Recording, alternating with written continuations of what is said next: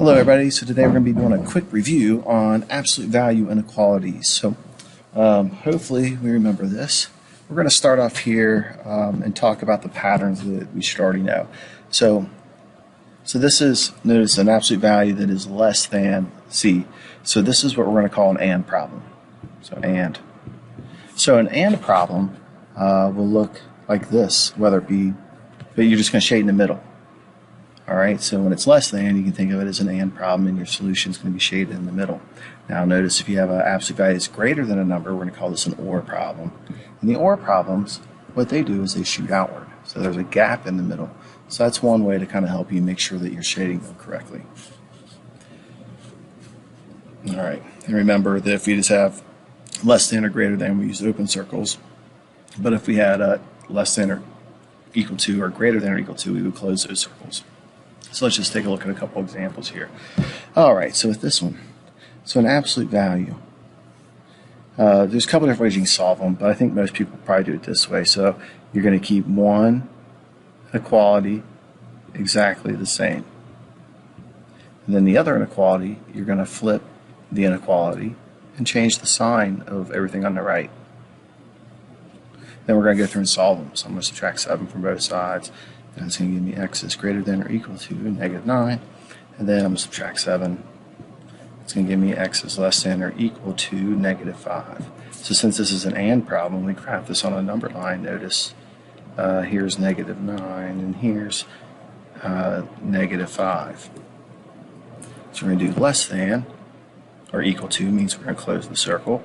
The -9 is greater than or equal to, so we close the circle. And then it's an AND problem, so we shade in the middle. Alright, so let's try another one here. Let's do a greater than. So let's do this guy right here. We split it apart. Keep one exactly the same. And then the other one we flip the sign of the inequality and change the sign of everything on the right. So we're just going to add 1 to both sides on all of them. And we get C is less than or equal to -4.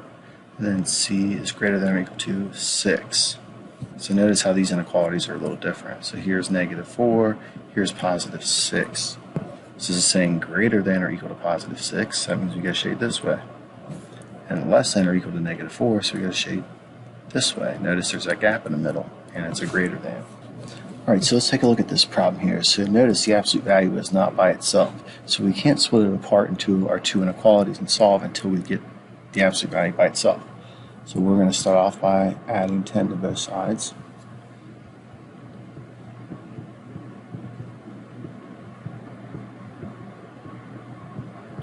And now we need to divide everything by 6, and then we'll have it completely by itself.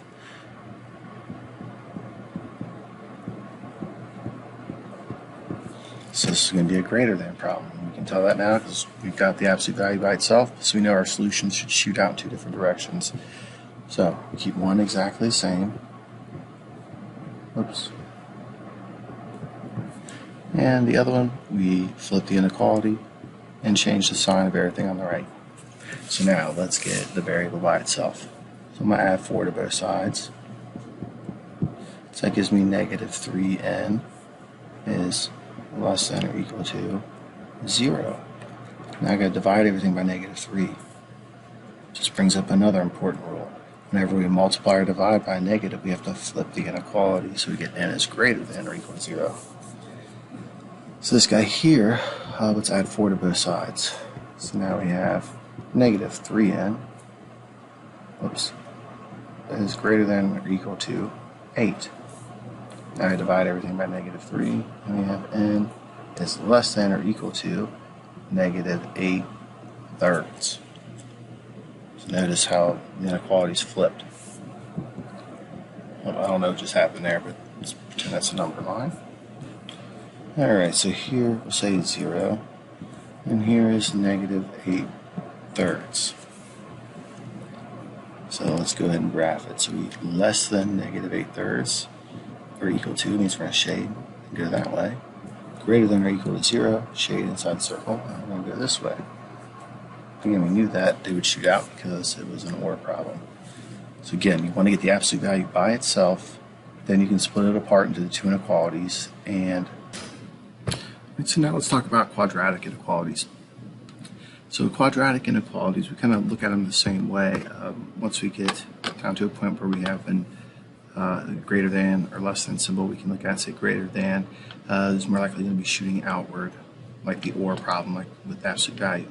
And what that's saying is, it's wanting to know where is your graph above the x-axis. So that's what it's looking for. It's saying, when is it greater than 0?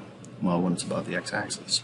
So if there's a less than, it's basically the opposite. It's saying, when is your graph below the x-axis? You kind of think about it in two ways. You can solve it algebraically or graphically by typing it in to your calculator and finding those points. We're going to do it algebraically. All right, so we've got this guy right here. X squared minus 3x minus 10 is less than 0. So what we're going to do here is just factor this. Oh, it's not the right pen. So we're going to say, what two numbers multiply together give us negative 10, but add up to be negative 3, well, negative 5, and positive 2, right? So that means that negative 5 makes this 0, and negative 2 makes this 0. Oops. I'm sorry, that should be a positive 5. I don't know what I'm thinking today.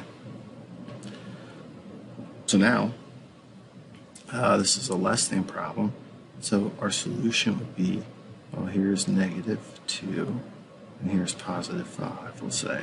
So open circles because it's less than, and we would shade in the middle.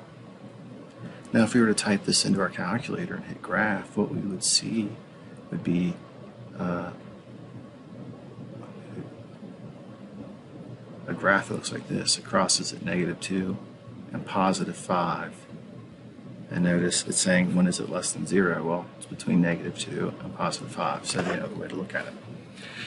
So here's a greater than or equal to problem next. So we've got to find two numbers that multiply together to give us negative 15, but add up to be 2. Well, that'd be a positive 5 and a negative 3, right?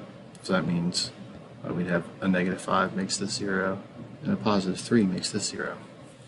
So since this is asking when is it greater than, what we would do is, well, here's 3, and here's negative 5. So greater than or equal to means we have to close the circle. We want to include that. And we would shade outward. And again, if we were to graph this one, what we would see is a graph crossing at negative 5 and 3. You can say, well, it's above the x-axis from here backwards, from here forwards, and that's what we're showing on our number line.